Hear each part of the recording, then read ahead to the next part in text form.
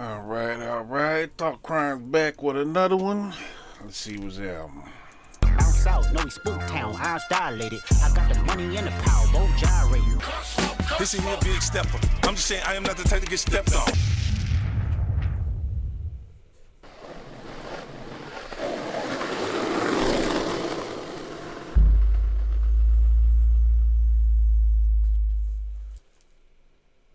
All right, ladies and gentlemen, let's get straight into it. I am your man, Prince Solomon. Welcome to Thought Crimes. Let's break it down. 50 Cent out here playing coach to Drake. Now, Drake hasn't necessarily made the best moves during the battle, and some of the jokes and lines that 50 Cent has been servicing him, from push-ups to, of course, Family Matters, they didn't land that well concerning Drake. In itself, if you really think about it, some of the lines, if they came from 50 Cent, then you would have actually chuckled or laughed a little more.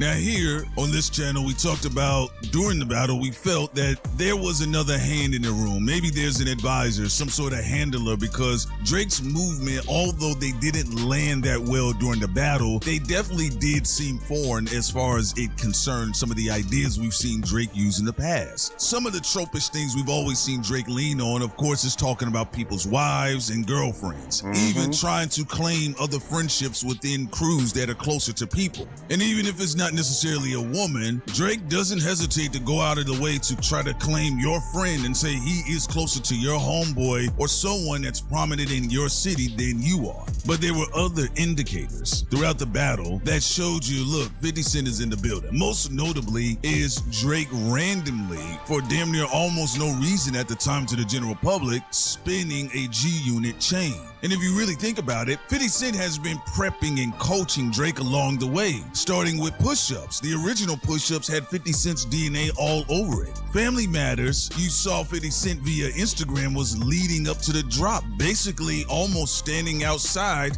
waiting for that new PS5 to drop, that new PS6 to drop, that new PS6 to drop. And 50 Cent was playing Don King throughout the entire battle. He was selling you the fight. Now, of course there was the game, and we know that the history with the game and 50 Cent, both ironically ending up on the same side, was a bit perplexing to the general public. We actually talked about this, we covered it, we did some independent videos, we broke this down as well. But for the general public, most people didn't understand what was going on. But most notably, 50 Cent was actually selling the fight much harder because, let's be real, he was a coach in the game. His fighter was in the ring, taking cues. And 50 Cent was looking to see what will work against Kendrick Lamar, or if it even would work against Kendrick Lamar. Unfortunately for 50 Cent, he hasn't necessarily been able to dominate a lyrically superior rapper in his heyday. Yeah, he threw some jabs at Jadakiss. He made fun of them, said Jadakiss looked like a Ninja Turtle. He talked about Nas and his then relationship with Khalees and made fun of it and basically was saying Nas was a simp. And as far as the game went, who was turning into a lyrical Tyrannosaurus Rex on 50 Cent. Khalees was a crazy ass broad. As far as the game went, who was turning into a lyrical Tyrannosaurus Rex on 50 Cent, even with his G-Unit campaign, 50 Cent was able to record a song called I'm Not Rich and Still Lying, which was a very funny track, but it still didn't do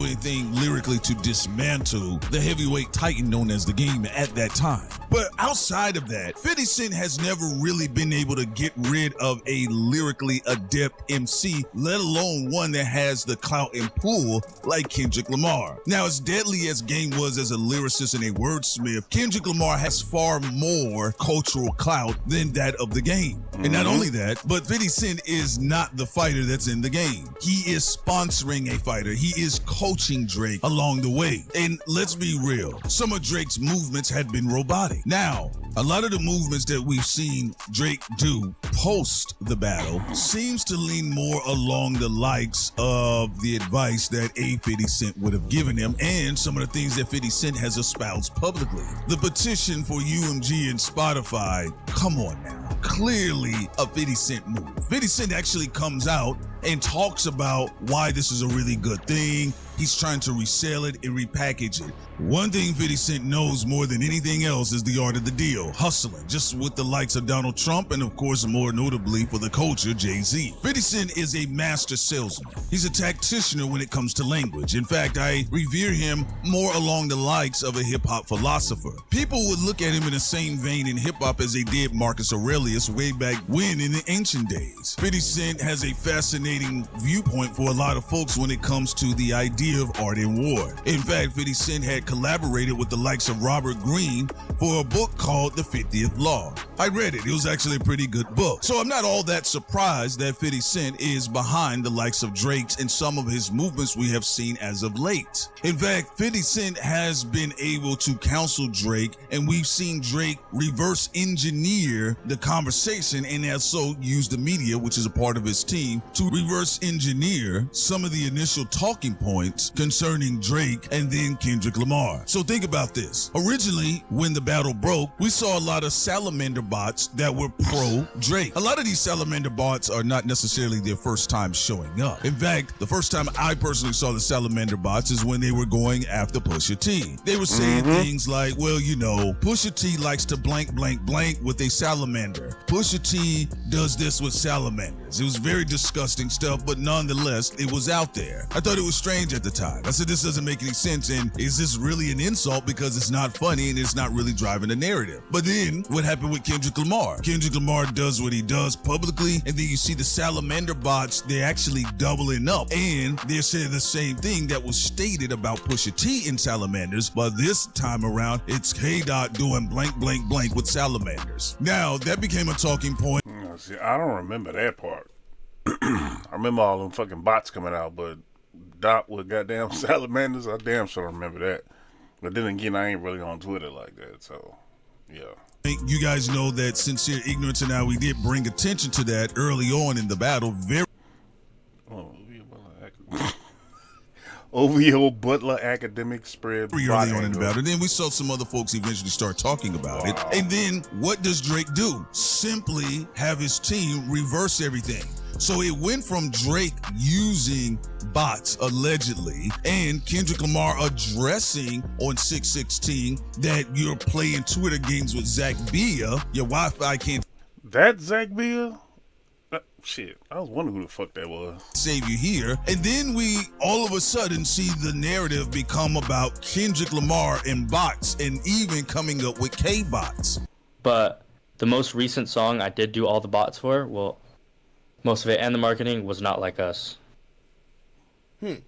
Now, again, in the 48 Laws of Power and, of course, the 50th Law, they would flip the narrative and use that narrative that their opponent are saying about them, but let that narrative become their opponent's identity, basically rebranding. Again, Drake hasn't done this before, but 50 Cent has. We've seen 50 Cent do this over and over again. Remember, 50 Cent mocked Ja Rule for singing to the women, trying to sing off key. And then once he was able to get Ja Rule out of here, along with some other corporate hands too, by the way, then we saw 50 Cent do what? He turned around and sadistically dropped with the late great Nate Dogg 21 Question. That is a pattern that you would see with 50 Cent. You've never seen that with Drake up until this battle, but who's standing in the corner? Of course, Mr. Curtis Littlefinger Jackson. Another prospect is this. He do got stubby fingers. The corner, of course, Mr. Curtis Littlefinger Jackson. Another prospect is this, reverse and flip, or reverse uno. When Kendrick Lamar was seen as quote-unquote a man of the people, and again, we don't know Kendrick Lamar personally, but the folks were celebrating him as the people's champion, and that he's really doing it for the culture, and that there's deeper meaning when Kendrick Lamar makes a move and when he does something. Well, of course, with the new council in the corner for the likes of Drake, that's a part of the draconian administration, Drake initiates the petition concerning UMG, and now for some of the people out there that are pro-Drake and even some of the people that were just really looking at both sides of the battle, now they were having this conversation that this puts Drake in the same vein as Michael Jackson and Prince, and that his life is on the line, and what he's doing means something much more for the greater good. Nope, not at all. Them two are not the same. puts Drake in the same vein as Michael Jackson and Prince, and that his life is on the line, and what he's doing means something much more for the greater good, flipping the narrative that was surrounding Kendrick Lamar and his victory, and now Drake takes on an even bigger martyr status. In fact, he could die behind all of this. Yeah, again, masterful tactics that has been used to reverse and flip. We've seen this consistently throughout 50 Cent's career. We've never seen Drake try to move in this manner, only up until Mr. Curtis Jackson is standing in his corner. Which is why Kendrick Lamar began to start responding directly to 50 Cent with the overt subliminals. 50 deep, but it ain't deep enough. 50 deep, but it ain't deep enough. I got the money and the power both gyrating. I got the money and the power, both gyrating. Now, for those people that may not be familiar, 50 Cent used to have an apprentice-like show called The Money and the Power. Every day, people come to me and ask for advice on how to get to the top. And I tell them, that kind of knowledge doesn't come for free. That's an ugly-ass tie. You gotta earn it. What was the premise of the show? He would give advice, business advice, street advice, people to use this advice to elevate themselves over their competitors. Well, ironically, that is exactly what 50 Cent is doing right now with the likes of Drake, coaching him through this, helping him to get back into the game. I even suspect in this particular situation, we should see something concerning a meaningful date drop for Drake sometime next year, possibly around Kendrick Lamar's birthday, possibly around the time when Kendrick Lamar is actually in Toronto. Remember, 50 Cent's job as a salesman, and he comes from a very, very, very astute background of pharmaceutical sales. His job is to basically flip the narrative concerning Kendrick. He comes from an astute background in pharmaceutical sales. Of pharmaceutical sales, comes from a very, very, very astute background of pharmaceutical sales. His job is to basically flip the narrative concerning Kendrick Lamar, even lessen his impact, comparing him to the likes of Talib Kweli. This is what he said on Andrew Schultz's show. Look, it's just a theory, but 50 Cent has been out here quietly doing soft rebranding of the petition concerning UMG to stave off the allegations that Drake is a Karen, and he doesn't know how to lose properly without his sense of entitlement. But also, 50 Cent has been subliminally, mildly using hypnotic cues to quietly try to rebrand Kendrick Lamar's victories. Some of Kendrick Lamar's most notable moments as it stands right now, 50 Cent has been there to chip away at it quietly. He's been there to try to smudge a little bit of the shine. When everybody was celebrating that Kendrick Lamar was going to be the first hip-hop act, single solo rap artist to headline a Super Bowl, conveniently so and on time as he is supposed to, 50 Cent was right there to let everybody know it's not a big deal because Kendrick Lamar is going to have to come out of pocket for the Super Bowl himself. These are the little things, if you pay attention to, that 50 Cent implementing aspects of his good book, The 50th Law with Robert Greene, he has been sprinkling throughout this whole dynamic between Drake and Kendrick Lamar. 50 Cent is going to be and has been the enforcer of strategy. Think of 50 Cent as Karl Rove to Drake's George Bush. This is why on Whacked Out Murals and Squabble Up and Dodger Blue, Kendrick Lamar is speaking directly to 50 Cent. But also 50 Cent did respond and did do subliminals right back at Kendrick Lamar on Guns and Smoke off of Snoop Dogg's most recent release, Missionary. So ladies and gentlemen, as you can see, 50 Cent has been in the room for some time. He's becoming more pronounced right now to let it be known this is what's going on right now. Some of the fans are a bit confused. We stated this here early on Thought Crimes,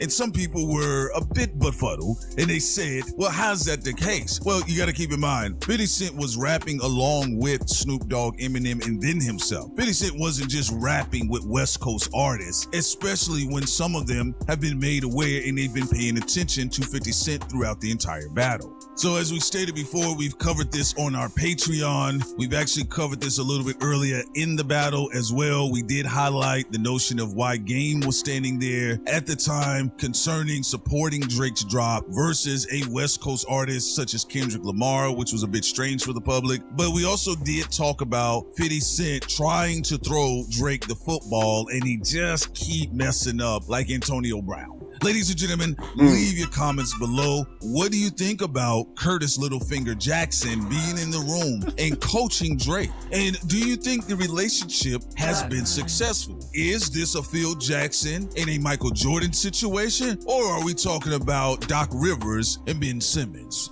Drop your comments below. I'm your man, Prince Solomon. I am out. 1. So Santa, what am I getting for Christmas? I'm gonna have to be honest with you, little beautiful black boy. Legally, I can't do shit for black children. That's until I get my stuff back. What? But what I can do is give you the lowdown and give you some game on what took place so it doesn't happen to you. Uh-oh, hold on now. Here comes the magical dust. You about to disappear. The fuck? Santa, thank you for the milk and cookies. Wow, Santa, this is a really neat place. Well, thank you, little boy. That means you got really good taste. And so does Mrs. Claus. She's the one that decorated the place, you know. She's actually out with her homegirls getting her hair done. Hey, little boy, you ever seen white dreadlocks? See? Ain't she pretty? Anyway, that Mayo Santa, he took everything from me. Took my reindeer, he took my sled, hell, he even took my whole idea of dropping off presents. Santa, why don't you just get all of your stuff back? I did try. That Mayo Santa has a whole system behind him. I tried plenty of times. But how was he able to gain access, Santa? And check this out, little boy. It gets even deeper than that. That crooked white Mayo Santa, he's got politicians in his back pocket. I seen him pay off judges. There's a whole infrastructure that's supporting this crooked fat Mayo. Well, why don't the elves help? Yeah, my poor little elves. I think about them every day, you know. And they did try to escape plenty of times. They've even had revolts and revolutions. But the problem is that he's got this technology. See, get this, it's a magical collar that's around their little bitty necks, their little cute, soft necks. And every time they think about escaping, they get